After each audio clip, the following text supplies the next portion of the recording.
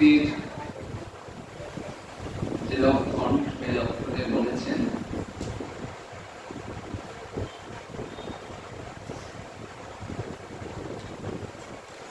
নরোত্তম দাস ঠাকুর তার প্রেম ভক্তি চন্দ্রিকায় বললেন, অন্য অভিলাষ ছাড়ি জ্ঞান কর্ম পরিণতি।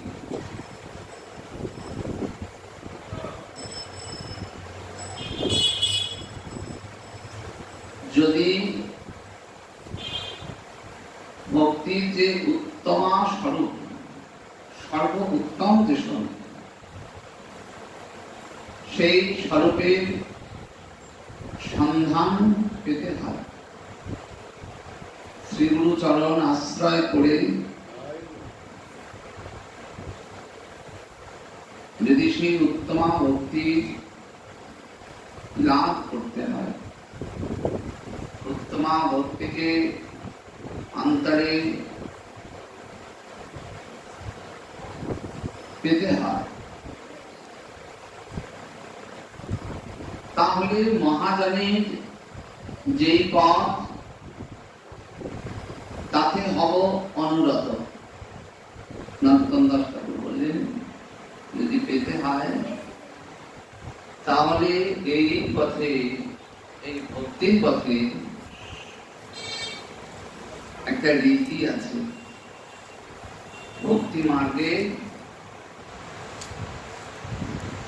ভক্তির যে ভজন মার্গ, ভক্তির দ্বারা ভগবানকে পাওয়া,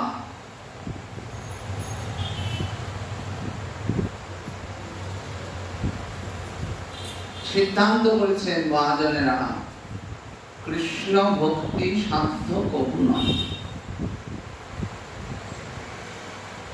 জ্ঞান কর্ম এবং যোগ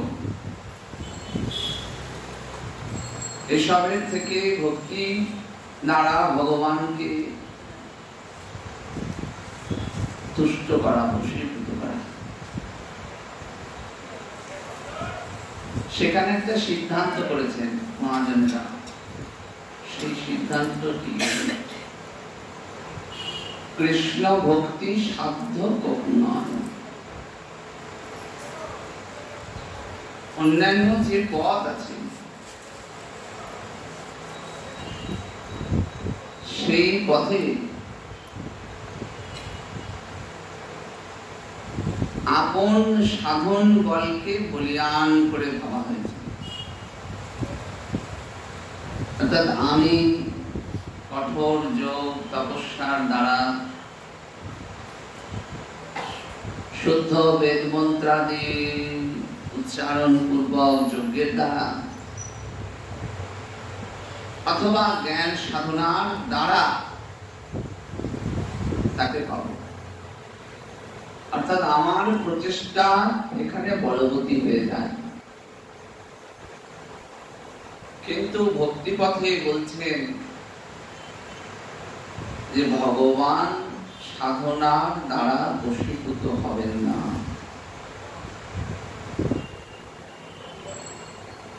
ভক্তি মার্গে ভগবানের যে স্বরূপ প্রকটিত হন, সেই স্বরূপকে যদি পেতে হয়, সেই ভগবানকে যদি পেতে হয়, ওই দ্বিভুজ মুরলীধারী ভগবানের সঙ্গে যদি লীলারস আস্বাদন করতে হয়, ভক্তি পথে ভগবানকে পাওয়া মানে তার লীলার অংশী হওয়া, অংশীদার হওয়া। তিনি লীলা করবেন, সেই লীলার অংশীদার হওয়া। এই হচ্ছে ভক্তি পথে ভগবানকে পাওয়া। পাওয়া মানে তার লীলার অংশীদার হওয়া। তিনি আমার সঙ্গে লীলা করবেন, আমি যেমন করে চাইতে পারবো তেমন রূপে তিনি আমার সঙ্গে লীলা করবেন। সেখানে পাওয়ার উপায় স্বরূপ বললেন যে কৃষ্ণ ভক্তি কখনো সাধনার দ্বারা লক্ষ্য হতে পারবে না, কখনোই হতে পারবে না। যে আমি খুব সাধন করলাম, সেই সাধনের বলে ভগবান বশীভূত হবে এমনটা হতে পারবে না। তাহলে কিসের দ্বারা হবে? অন্নাভিলাষিত শূন্যম, অন্নাভিলাষিতা শূন্যম। অন্য সকল অভিলাষ, অন্তরে অনেক রকমের অভিলাষ আছে, সেই সমস্ত অভিলাষকে পরিত্যাগ পূর্বক ছেড়ে দিয়ে, অনেক কামনা বাসনা, অনেক ইচ্ছা আসে মনের ভেতরে, সেই সকলকে ছেড়ে দিয়ে জ্ঞান কর্ম এই সমস্ত পরিত্যাগ করে, এগুলি তো বাসনা রয়েছে। যোগের দ্বারা কিছু লাভ হয়, জ্ঞানের দ্বারা কিছু লাভ হয়, যজ্ঞের দ্বারা কিছু লাভ হয়, কিছু লাভের জন্য বলে সব পরিত্যাগ করতে হবে। এই সমস্ত পরিত্যাগ করে কৃষ্ণ প্রত্যর্থে ইন্দ্রিয়ের অনুশীলন, আমার যা কিছু বলা, যা কিছু শোনা, যা কিছু দেখা, যদি কৃষ্ণ প্রত্যর্থে তা করা যায়, সেই ভক্তি শাস্ত্রে বললেন উত্তমা। সেই ভক্তিকে বলছেন উত্তমা।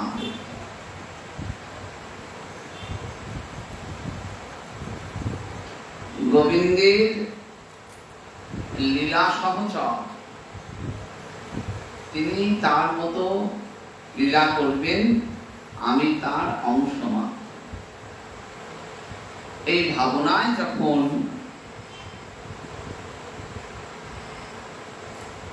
ভক্তি লাভ করতে ভক্ত উৎসাহী হন,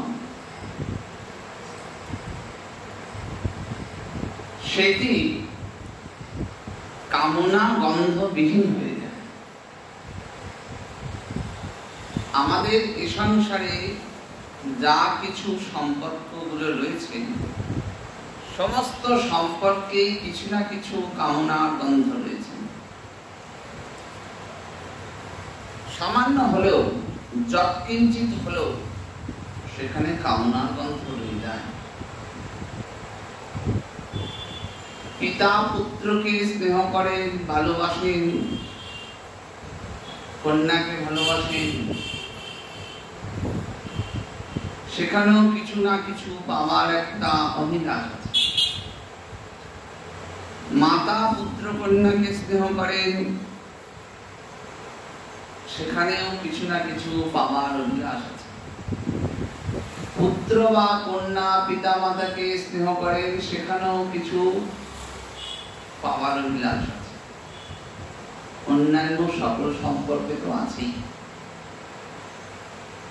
সেই জন্য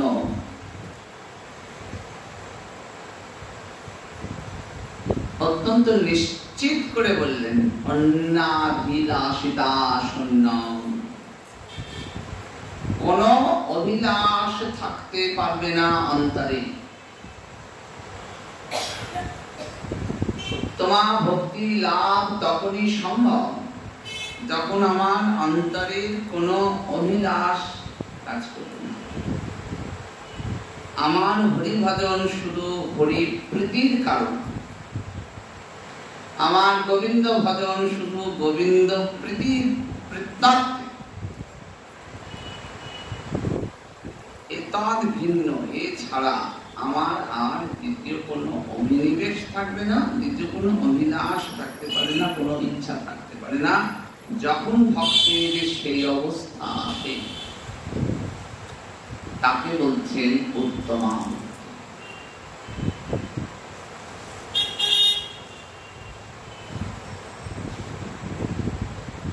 এই অবস্থায় ভক্তের সঙ্গে ভগবানের লীলা সম্পন্ন।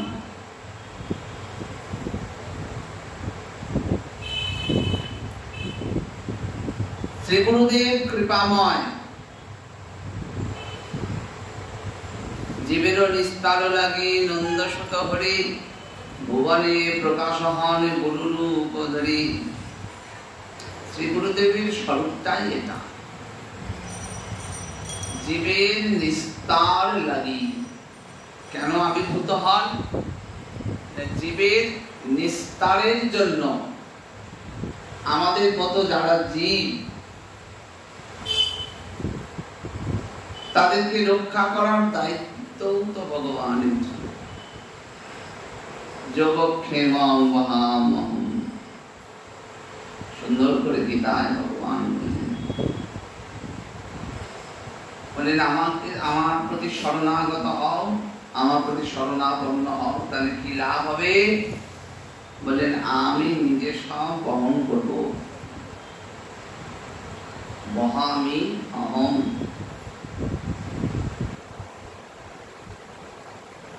আমি নিজে বহন করি, কারোর দ্বারা বহন করাবো না। আমার সঙ্গে তোমার সাক্ষাৎ সম্পর্ক স্থাপিত হবে।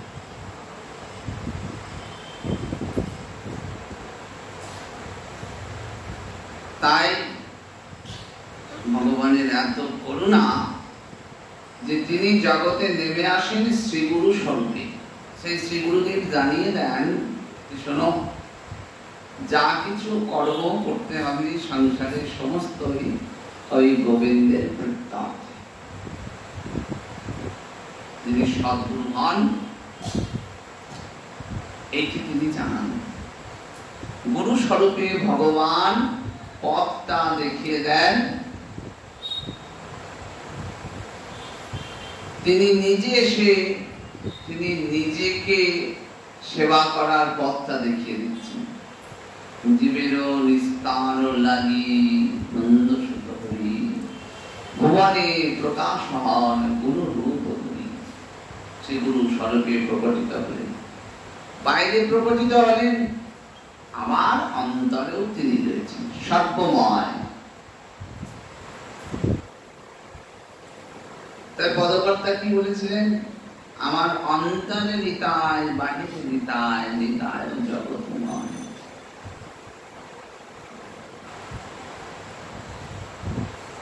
সর্বত্র রয়েছেন।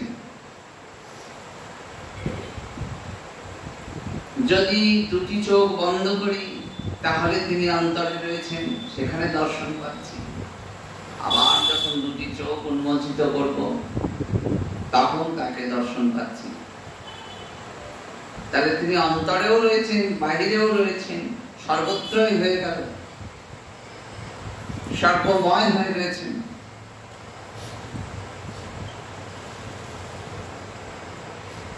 শ্রী গুরুদেব তো রাধা গোবিন্দের লীলার অংশ, নিত্য লীলা যে চলছে সেই নিত্য লীলার মঞ্জরি স্বরূপে শ্রী গুরুদেব রয়েছেন। তাই শ্রী গুরু স্বরূপটা কোনো সহজ কথা নয়, তিনি সেখানে রয়েছেন, নিত্য রূপে রয়েছেন, নিত্য বিরাজিত।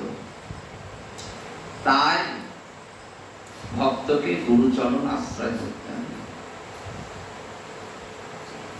সেই সদ্গুরুদেব জানেন যে রাধা গোবিন্দের ওই নিত্য লীলার যদি আমাকে অংশীদার হতে হয়, তাহলে গোবিন্দের যিনি অত্যন্ত কাছের জন, শ্রীমতী রাধারানী যাকে সেবাভার অর্পণ করেছেন, তার কাছে গিয়ে আমায় দুটি হাত পেতে মাথাখানি নিচু করে চরণে প্রণত হয়ে চেয়ে নিতে হবে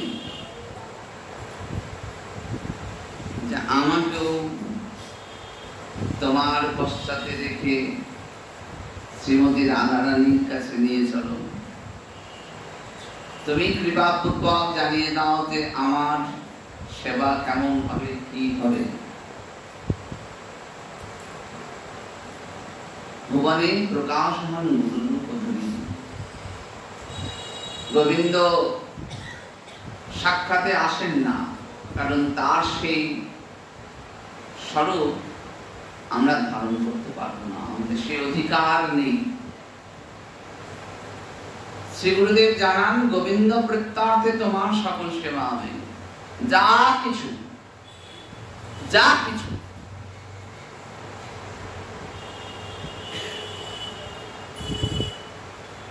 গোবিন্দ কৃত্যার্থে যত যত নিয়মাদি আছে, যত যত করণীয় কর্তব্যাদি আছে, সকলগুলির মধ্যে একটি অন্যতম একাদশী ব্রত পালন।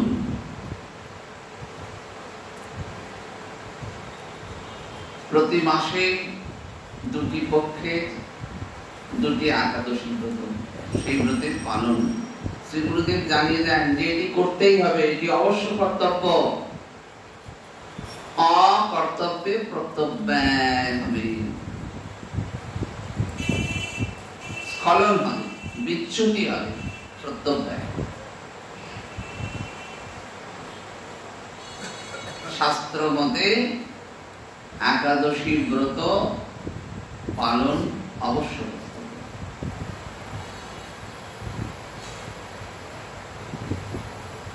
কারা করতে পারেন? যিনি সদ্গুরুদেব তিনি বলেন শাস্ত্র মতে 8 বছর বয়স থেকে 80 বছর বয়স পর্যন্ত প্রত্যেকে একাদশী ব্রত পালন করবেন আবশ্যিকভাবে, এটি জীবের কর্তব্য।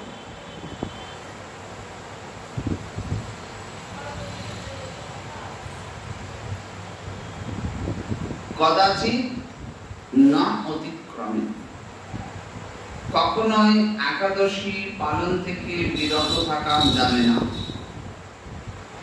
যদি ভক্তি পথে অগ্রসর হতে হয়, যদি উত্তমা ভক্তি পেতে হয়, উত্তমা ভক্তির সন্ধান পেতে হয়, তাহলে কদাচিৎ না অতিক্রমে, কখনোই একাদশী ব্রতকে লঙ্ঘন করা যাবে না। আর উপবাস করতে হবে, উপবাসী থাকতে হবে। যদি সামর্থ্য থাকে তাহলে অবশ্যই উপবাসী থাকতে হবে।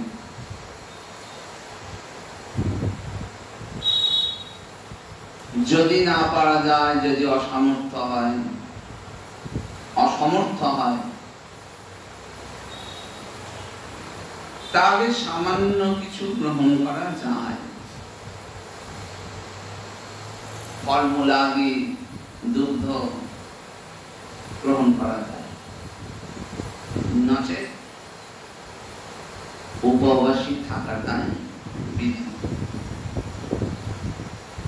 এখন এই উপবাস প্রসঙ্গে পঞ্চ পাণ্ডবের অন্যতম ভীমসেন শ্রীমদ্ ভাগবতে ভীম ব্যাসদেব সংবাদ বলে একটি অংশ আছে। সেখানে ভীমসেন ব্যাসদেবকে বলছেন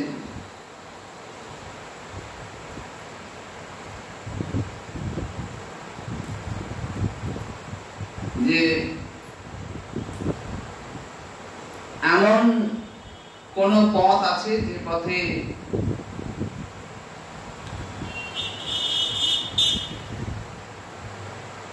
স্বর্গাদি উচ্চ পদ লাভ হতে পারে? ব্যাসদেব জানাচ্ছেন তার উত্তরে যে একাদশী ব্রত পালন করলে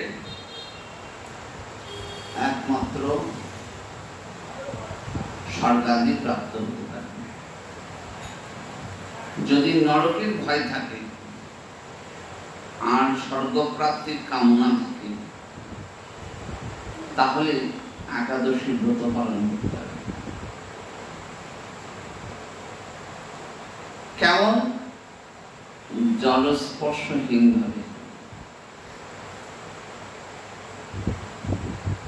যদি না করো তাহলে একাদশীর দিন যেগুলি গ্রহণীয় নয় সে সকল বস্তুতে পিতৃহত্যা, ব্রহ্মহত্যা, সমস্ত প্রকারের পাপ সেখানে অধিষ্ঠিত হয়। যেগুলি গ্রহণীয় নয়, ধান, গম, জব, ডাল, তেল, সর্ষের তেল, তিলের তেল, যা গ্রহণীয় নয়। কেন গ্রহণীয় নয়? এ সকল বস্তুতে সমস্ত প্রকারের পাপ অধিষ্ঠিত থাকে। তাহলে তুমি যদি গ্রহণ করো তাহলে সেই সকল পাপের ভাগীদার হতে হবে। ভীমসেন হাওয়ায় যেমন করে পাতা নড়ে ওঠে, একেবারে বিচলিত হয়ে উঠলেন সেইভাবে।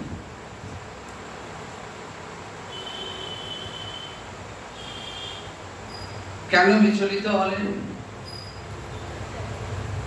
কারণ ভীমসেন বলছেন যে দেখুন, আমি কোনোভাবেই উপবাসী থাকতে পারবো না। তার কারণ আমার পেটে বৃক নামে একটি অগ্নি আছে, আগুন জ্বলে আমার পেটে, তার নাম হচ্ছে বৃক। এই জন্যে ভীমের আরেক নাম হচ্ছে বৃকোদর। উদরে বৃক নামক অগ্নি আছে,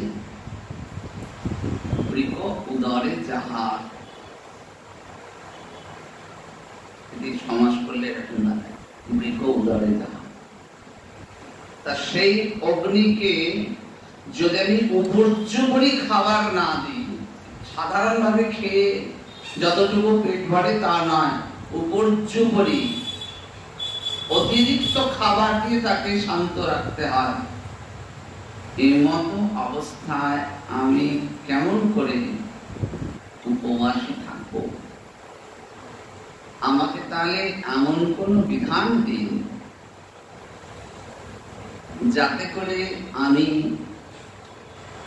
একটি ব্রত পালন করলেও সমস্ত ব্রতের ফল লাভ করতে পারি।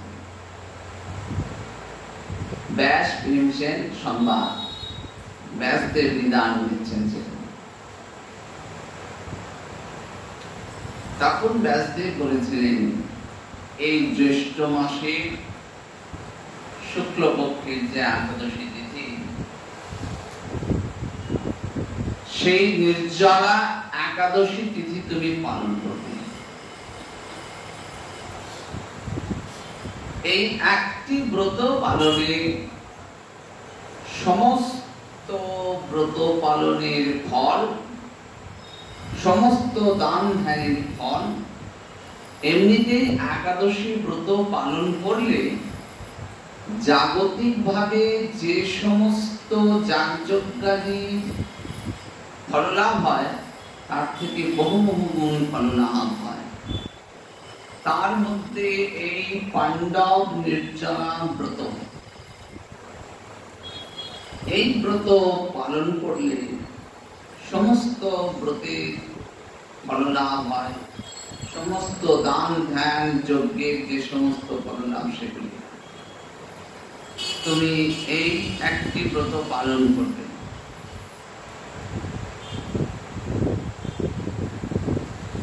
একটা সর্ষের দানা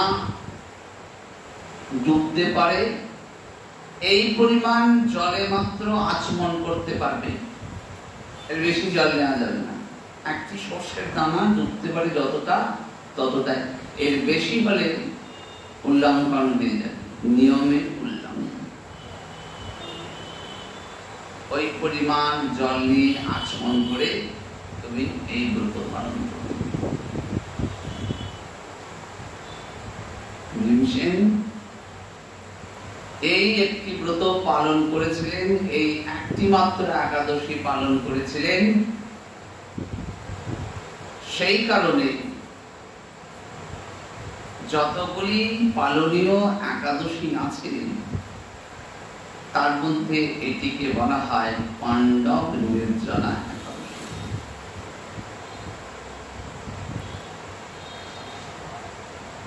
একাদশীর মহিমা তো অবাক। রূপকাঙ্গদা রাজা দেখিয়েছেন যে একাদশীর মহিমা কেমন হয়। তিনি সমস্ত ত্যাগ করতে রাজি ছিলেন, কিন্তু কোন প্রকারে একাদশী ব্রত পালনে রাজি ছিলেন না। তার একটি জীবনে সংকট এসে উপস্থিত হয় যে পুত্র সন্তানকে হত্যা করে সুন্দরী স্ত্রীকে সুখী করতে হবে, তিনি তাতে রাজি হয়েছিলেন, কিন্তু একাদশী ব্রত ছাড়েন নাই। ফললাভ কি হয়েছিল? তিনি কৃপা পেয়েছিলেন। গোবিন্দের ভক্তি মহারানী স্বয়ং এসে প্রকটিত হয়েছিলেন। এই ভক্তি মহারানীর কৃপা পেলে তবে গোবিন্দ চরণ লাভ। গোবিন্দ চরণে এই একনিষ্ঠতা একান্ত প্রয়োজন। যদি একনিষ্ঠ ভাবে গোবিন্দ চরণ ভজনা না হয়, তাহলে গোবিন্দের যে ভজনের সর্বোচ্চ ভাবনা এটি সহজে করতে পারে না। দেখবেন সেই কারণে নরোত্তম দাস ঠাকুর প্রেম ভক্তি চন্দ্রিকায় সাবধান করে দিয়েছেন যে হরি ভজনের পথে আর অন্য কোন অর্চনা আমাদের করণীয় নয়। সম্মান প্রণাম এটি অন্য বিষয়, কিন্তু আমার অর্চনা এটি অন্য বিষয়। গোবিন্দ চরণ ভিন্ন আর অন্য কোন পূজা নিষেধ করেছে। কেন? তাতে ভক্তি অচলা থাকে না, চঞ্চলা হয়ে যায়। ভক্তির একনিষ্ঠতা না এলে গোবিন্দ চরণ লাভ হয় না। এই কারণে আমাদের ভক্তি স্থির হয় না। আমরা বহু কথা জানি, বহু কিছু করি, গোবিন্দ চরণে তন্নিষ্ঠতা নেই যে একমাত্র গোবিন্দ আমার সকল দুঃখকে দূরীভূত করতে পারেন।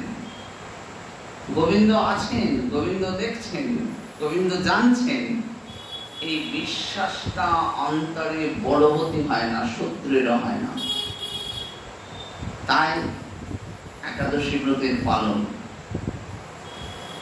এই ব্রত পালনে সকল কিছু দৃঢ়ীভূত হবে যে আমার জীবনে যা কিছু সুখ দুঃখের ভার সব আমার গোবিন্দ নেবেন। গোবিন্দ নিয়েছেন, গোবিন্দ নিয়েছিলেন, আর ভবিষ্যতেও নেবেন। এমনি করে গোবিন্দ চরণে সমর্পণের পথ হলো একাদশী ব্রত পালন। একটু স্মরণে রাখতে হবে, একাদশী ব্রত পালনে যদি দশমী মিথ্যা হয়,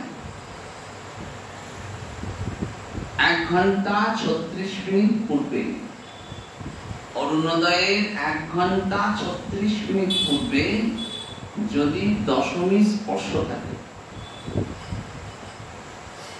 তাহলে সেই দিনের একাদশী পরিত্যাগ। একে বলা হয় শাস্ত্রের দশমী বিদ্যা। দশমী একটু লেগে আছে, দশমী বলে এইটি পরিত্যাগ করে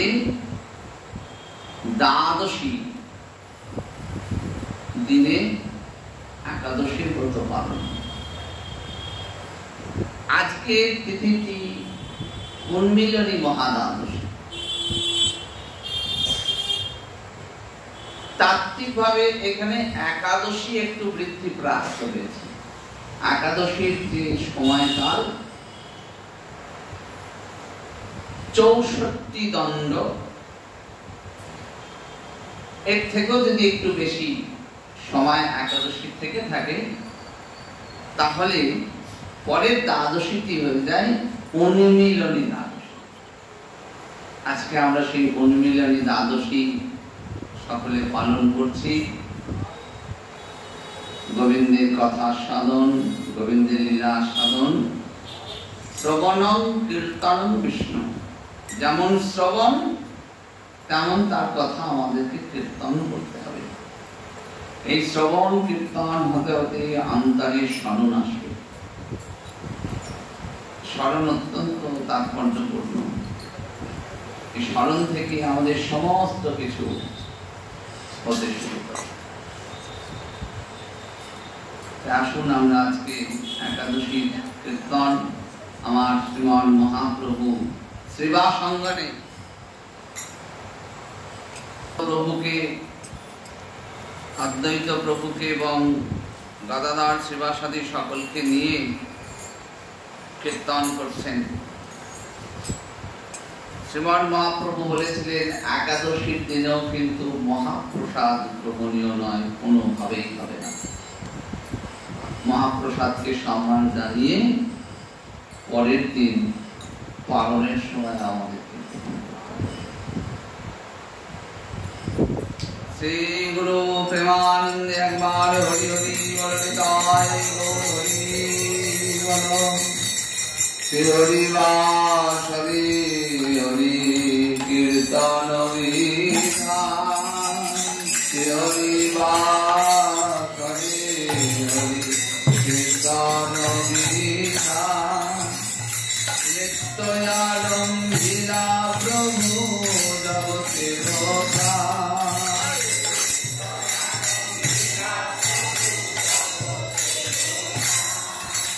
পুণ্যবন্ত শিবাশয়ং গণেশ আরম্ভ।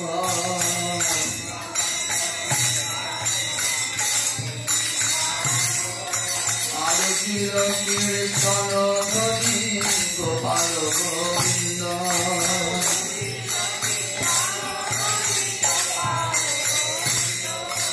সবার অঙ্গে শোভে চন্দন মালা।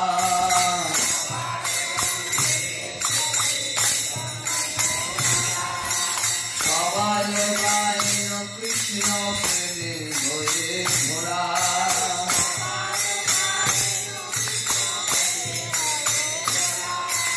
মৃদঙ্গ মন্দিরা বাজে শঙ্খ পদতাল।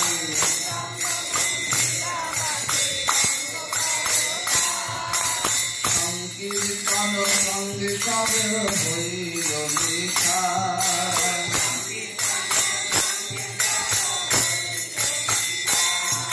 আর ব্রহ্মাণ্ডের ছিল ধরি পুরিয়ায় আকাশ।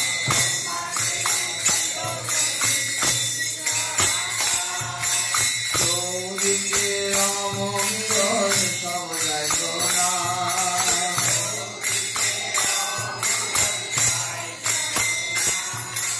চারিদিকে মঙ্গল শ্রী সংকীর্তন।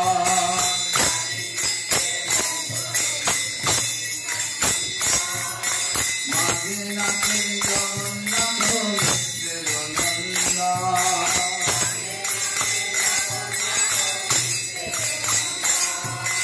নাচে রে আমার গৌর নাচে, শিবানন্দন মাঝে নাচে রে আমার গৌর নাচে।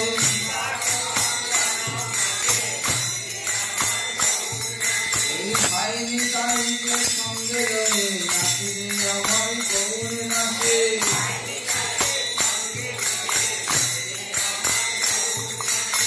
বামে গদাধর নাচে, দক্ষিণেতে নিতাই নাচে। এই সম্মুখে অদ্বৈত নাচে, শিবাস নাচে পিছে পিছে। গৌর করলে আমি গর্ব বলে শিবাস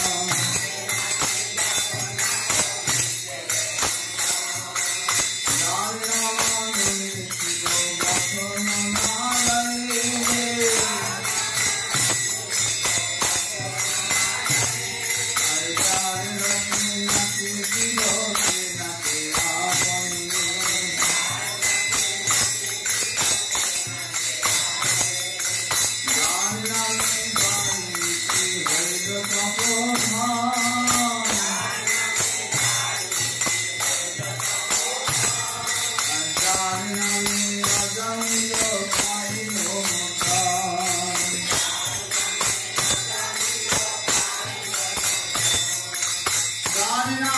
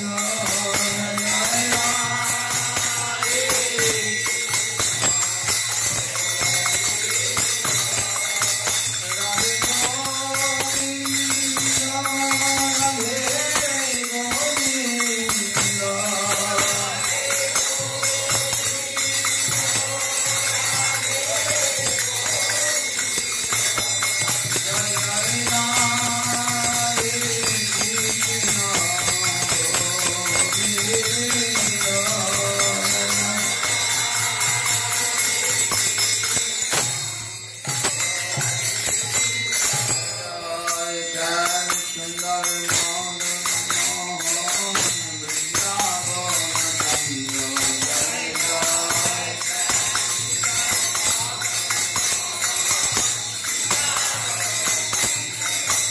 Jai Radheshwari